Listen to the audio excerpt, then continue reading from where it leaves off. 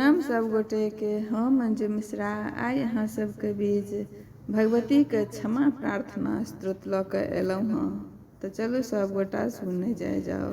कोशिश करै छी अहाँ सबके नीक लागत तऽ लाइक कऽ देबै, हमर चैनल के सब्सक्राइब कऽ लेब, किछु त्रुटि भऽ जायत तऽ क्षमा कऽ देब। तऽ चलू सब गोटा सुनने जाओ।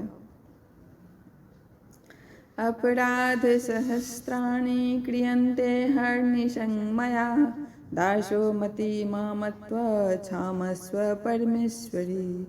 आवाहनं न जानामि विसर्जनं, पूजा चैव न जानामि क्षम्यतां परमेश्वरी। मंत्रहीनं क्रियाहीनं भक्तिहीनं सुरेश्वरी, यत् पूजितं मया देवी परिपूर्णं ददस्तु मे। अपराधशतं कृत्वा जगदम्बेति चोच्चरेत्, यां गतिं संवाप्नोति नातं ब्रह्मादयः सुरा। सापराधोऽस्मिन् शरणं प्राप्तसत्त्वां जगदम्बिके, इदानीमनुकम्प्योऽहं यथेच्छसि यथा कुरु।